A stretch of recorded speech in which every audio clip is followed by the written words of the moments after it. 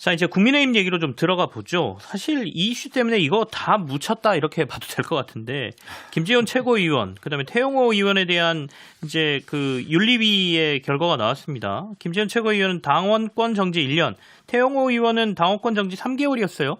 저희가 사실은 이보다 좀 더 나올 거라고 예상을 했었는데 어떻게 보면 경징계가 나왔는데 정치적 뒷거래란 비판도 조금 있습니다. 신인규 변호사님 좀 얘기해 보실까요? 예, 우선은 뭐 김재원 수석 최고위원이죠. 이분은 이제 1년이 나와서 사실상 총선 출마가 불가능해졌죠. 그리고 태영호 의원은 이제 3개월 정지가 나와서 이제 총선에 한번 나가볼 수 있는 기회까지는 생긴 건데요.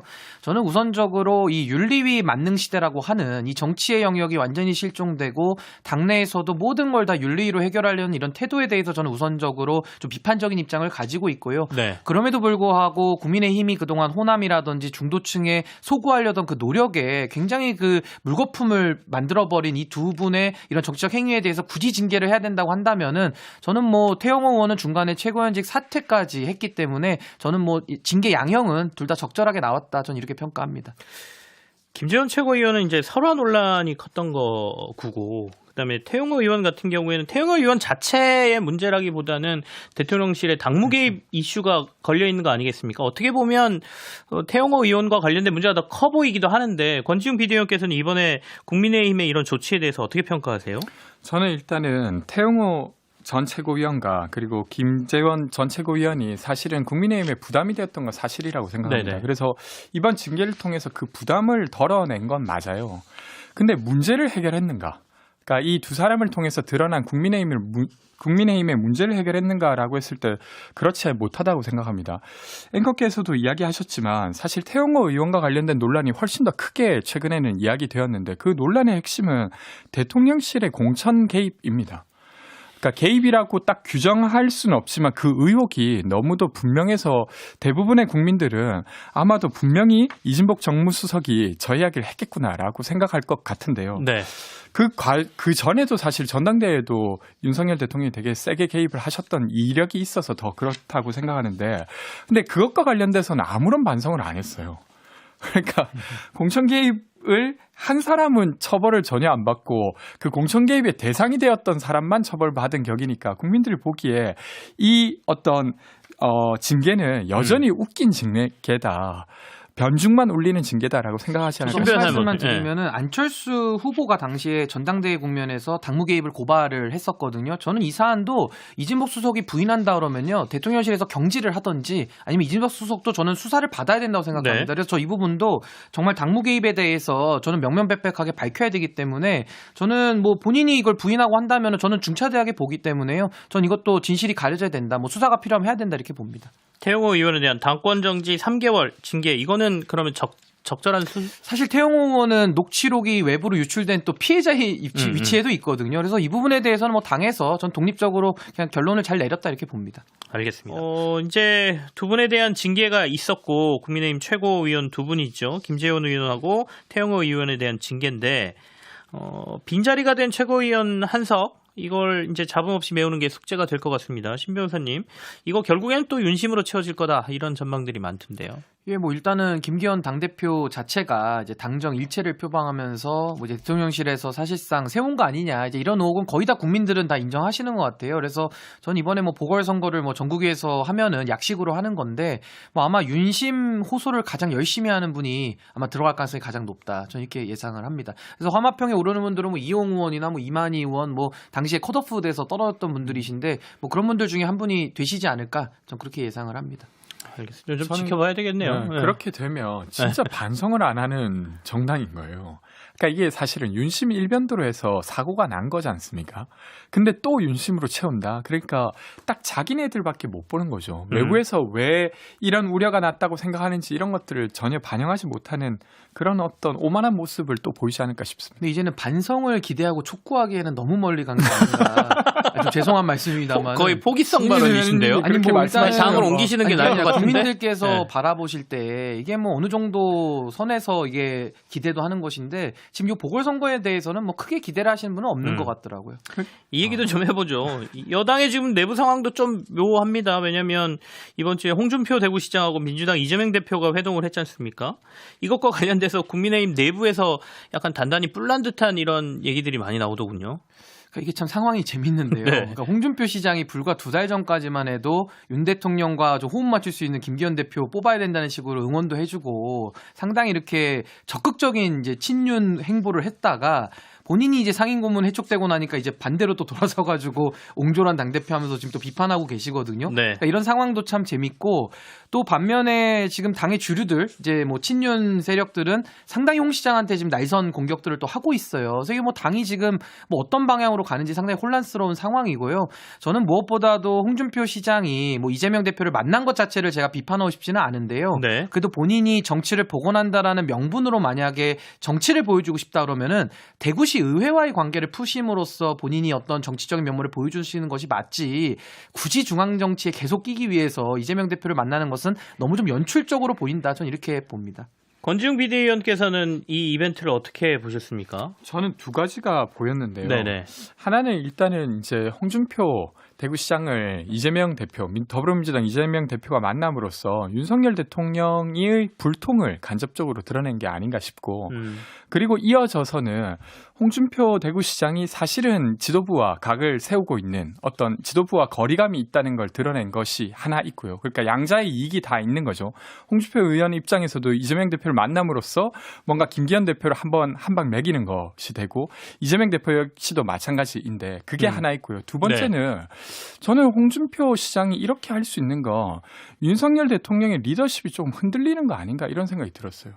저는 윤석열 대통령의 리더십이 흔들리는 시점이 총선 이후일 거라고 생각했는데 사실은 지금 총선이 잘 될 것 같지 않다는 국민의힘 내부에서도 어떤 그런 기류가 홍준표 시장이 자신감 있게 이재명 대표를 만나는 모습으로 그래서 차세대 리더십에 자신이 있다는 이야기를 꺼낸 거 아닌가 이런 생각이 들었습니다. 그러니까 저도 권주영 비대위원의 네. 분석에 동의를 하는데 그것이 대구광역시를 맡고 있는 현직 지자체 장애 행보로서는 전 너무 정치적으로 해석이 될 소지가 크기 때문에 저는 매우 그건 좀 보기 좋지는 않았습니다. 알겠습니다.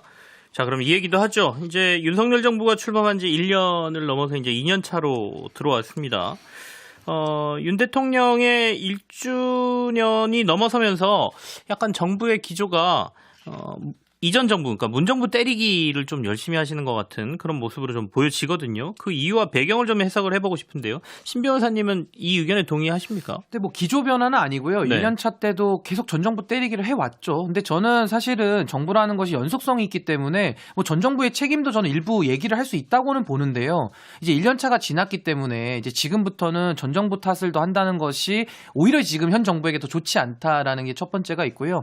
저는 전 정부 때리기로 이제 2년차를 만약에 간다고 한다면은 동시에 이것은 지금 현 정부가 하겠다라는 아젠다나 하겠다는 내용이 부실하니까 자꾸 전 정부 때리기로 간다라고 저는 보는 것이고 네. 또 하나는 총선을 앞두고 좀 더 중도 확장적으로 나가야 되는 것인데 오히려 중도 확장에 자신이 없으니까 오히려 더 지지층 결집이라고 하는 오히려 전 정부 공격식으로 간다는 것은 저는 매우 정부에게도 이건 전략적으로 좋지 않은 선택이다. 저는 이렇게 봅니다.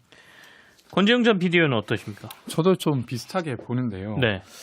일단은 사실은 대통령 그 임기 1년 차가 되게 중요해요. 왜냐하면 대통령이 5년의 임기가 있다 손 치더라도 그 5년을 풀로 다 권한을 행사하기는 어렵거든요.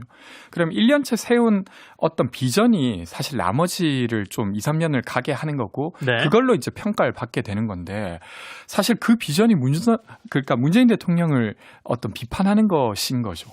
그러니까 비전이 없다는 겁니다. 그걸 이제 처음에도 있었고 그리고 설마 비전이 있겠지라고 기대했던 국민들을 또 실망시키는 모습을 이번에도 보여줬다고 생각하고요. 이렇게 되면 사실은 뭐 중도 확장은커녕 지지층에게도 나중엔 외면받을 수밖에 없다고 생각합니다. 지지층이 윤석열 대통령을 지지하는 건 윤석열 대통령이 공정을 바로 세울 거다. 정말로 자유로운 대한민국을 만들 거다라고 하는 기대일 텐데 네. 그것이 이루어지지 않으면 지지층 내부에서도 아마 무너지지 않을까 싶습니다. 다시 한번 여론조사 얘기를 조금 해볼까요? 이제 취임 1년 무렵에 윤 대통령에 대한 지지율 조사를 보면 부정평가와 긍정평가 동시에 조금 올라가는 모습이에요. 그러니까 긍정평가가 최근 들어서는 그래도 조금 올라가는 모습인데, 그래도 1년 무렵에 역대 대통령들의 어떤 그 직무 수행에 대한 평가로 비교를 해보면, 거의 꼴찌에 가깝습니다. 35%가 윤석열 대통령의 긍정평가, 직무수행 긍정평가거든요. 가장 낮은 게 16대 노무현 대통령 때 1년 때 했을 때 25%가 나왔던 게 가장 낮으니까 뒤에서 2등 정도입니다. 이 부분에 대해서는 국민들의 평가를 어떻게 받아들이십니까? 신인규 변호사님. 우선은 모든 정부가 공통된 목표가 있을 겁니다. 아무래도 정권 운영을 잘해서 국민들한테 칭찬을 받고 정권 재창출을 하면 가장 만점을 받는 정부 아니겠습니까? 네. 근데 지금은 사실 전 정부 때리기만 저렇게 해가지고는 정권 재창출을 할 수가 없죠. 오히려 국민들의 심판을 받을 수밖에 없고요. 또 하나는 문재인 정부 그래서 심판해가지고 윤석열 정부를 만든 거거든요. 근데도 지나간 레코드판처럼 과거 노래만 계속 틀어가지고는 의미가 없다는 것이고, 저는 뭐 지금 부정평가가 상당히 높게 나오는데요. 이게 늘 우려스러운 것이 부정평가를 높이 찍었다가 다시 또 부정평가가 줄기도 하고 이런 식으로 좀 그래프가 등락이 있으면 그나마 다행인데 네. 지금 부정평가가 1년 내내 55% 이상에서 60%를 육박하고 있어요. 이제 이렇게 되면은 부정적 이미지가 고착화됩니다. 그렇게 되면은 아무리 정부가 좋은 의도로 좋은 정책을 내놓아도 오히려 그 정책의 약한 면이 더 부각이 되는 효과가 있거든요. 그렇기 때문에 전 이런 부정평가가 역대 최고인데 이것이 오랜 기간 지속되고 있다는 거에 대해서 저는 더 큰 문제의식을 가져야 된다. 그래서 지금 만약 이걸 극복하기 위해서라면요. 진짜 뭐 자식이랑 부인 빼고 다 바꿔야 되는 그 정도 수준의 고강도 쇄신이 있어야만 한다. 저는 이렇게 봅니다. 제가 아까 말씀드린 것 중에 좀 정정을 해야 될 부분이 있는데 긍정평가가 노무현 대통령이 25%로 가장 낮았고 그다음에 윤석열 대통령이 35% 1년 시점에 말씀드리는 겁니다. 그다음에 부정평가는 윤석열 대통령이 가장 높습니다. 59%로 가장 높다라는 점 다시 한번 제가 정정을 해서 말씀을 드리겠습니다. 권지웅 전 비대위원께서는 이 여론조사의 결과 어떻게 해석하세요? 저는 이제 윤석열 대통령이 한 일 여러 가지들을 하나하나 언급할 수는 있지만 좀 총체적으로 봤을 때는 정치의 실종이지 않을까 싶어요. 그러니까 어떤 말이냐면, 그러니까 자신의 의견과 다른 생각 이런 것들을 대통령이 어떻게 생각하느냐를 국민들이 쳐다보고 있다고 생각합니다. 근데 그 면에서 지금 현 대통령께서는 자신과 의견이 다르면 되게 만나길 꺼려하고 피하고 그것을 공격하는 방식으로 일관되게 해오다 보니까 어떤 진영의 대변자로서는 응원해 줄 수 있을지 몰라도 국가의 대통령으로서는 응원해 줄 수가 없다고 판단하시는 것 같아요. 그래서 이런 결과가 나온 게 아닌가 싶고요. 반대로 말하면 이 지점을 반성해야 저는 지지율이 오를 거라고 생각합니다. 그러니까 단순히 그냥 야당 대표 그냥 한번 만나줬으면 좋겠다가 아니라 야당과 만나서 야당이 대변하는 국민들의 이야기 중에 내가 지금 반영할 수 있는 건 한번 찾아서 해보겠다라고 이야기한다던가, 이태원 참사 유가족 왜 못 만납니까? 전세 사기 피해자 왜 못 만납니까? 그 사람들 국민입니다. 근데 그 사람들이 민주당과 연결돼 있을 수 있다, 정의당과 연결돼 있는 것 같다는 식으로 이념화해서 만나지 않는 것, 이런 것들이 국민들에게 실망을 줄 수밖에 없고, 이대로 한다고 하면 그냥 야당 입장에서는 좋을지 몰라도 국가 전체가 불행해지는 거라 제발 안 그러셨으면 좋겠다 이야기 드리고 싶습니다. 자, 이제 윤 대통령이 곧 개각 개편을 단행할 거란 얘기도 좀 들리더군요. 신 변호사님, 뭐 개편이 좀 있을 걸로 보세요? 글쎄요. 근데 뭐 사실은 1년 차쯤 되면 이제 정무 라인에 좀 쇄신하는 차원에서 이제 개각을 하기도 했는데, 네. 저는 이번에는 개각을 하기가 쉽지는 않을 것 같습니다. 왜냐하면 이제 총선을 1년도 채 안 남기고 있지 않습니까? 그렇기 때문에 사실 바꿔줄 사람은 바꿔줘야 되는데, 문제는 지금 이제 정부 지지율이 낮고 지금 뭐 말씀하신 대로 뭐 정치를 지금 잘한다는 평가를 못 받고 있다 보니까 지금 뭐 많은 분들이 이렇게 정부에 좀 들어가기가 상당히 좀 꺼려질 수가 있어요. 그렇기 때문에 적합한 후보자를 잘 찾는 것이 그렇게 저는 가능할 것 같아 보이진 않고요. 또 하나는 정부가 뭘 하고 싶은 게 선명하게 있어야 그 하고 싶은 거에 기반해서 전문가를 찾고 인사를 할 텐데, 지금 하고 싶은 게 별로 없다 보니까 전 정부 비판만 지금 열을 세우고 있지 않습니까? 네. 그렇다면은 전 정부를 가장 좀 이렇게 비판 잘하는 그런 분을 장관에 앉힐 수는 없지 않겠습니까? 네. 그러다 보니까 이게 장관 선임이 저는 매우 어려울 것이고, 또 하나는 청문회를 통과하는 것이 이제 쉽지 않기 때문에 지금 뭐 여소야대 국면 아니겠습니까? 그래서 저는 개각도 지금 당장 하기보다는 조금 더 나름대로 지지율을 좀 올린 다음에 뭐 추후에 봐서 하겠다 뭐 이런 입장을 가지 않을까, 저 이렇게 예상하고 있습니다. 1년이라는 시점에서 개각이 있을 가능성은 있는데 사실은 시기적으로 봐서는 지금 별로 좋지 않은 시기다. 아니요, 지지율이 만약에 50%만 되면요, 네. 장관 바꾸려고 해도 너무 카드가 많은데요. 지금 지지율이 낮고 지금 정치의 실종 상태이기 때문에 인재를 쓰려고 해도 인재 풀이 없는 겁니다. 그러다 보면 자기 편에서 누굴 써야 되는 것인데 그 도덕성에 대한 것이 담보가 안 되다 보니까 장관을 바꿨다가 또 새로운 장관 임명했는데 또 낙마하면 그때는 수습이 안 되는 거거든요. 그러니까 이런 부분에 대한 염려가 좀 있지 않을까 저는 그렇게 생각을 합니다. 지금 일단 언론에서 보도된 내용을 보면 대통령 비서실장 직속 관리 비서관실 업무를 다른 부서와 통폐합하는 방안이 검토 중이다. 뭐 이런 얘기도 조금 흘러나오더군요. 만약에 각각 개편이 이루어진다면 어디가 최우선이라고 보세요, 신 변호사님?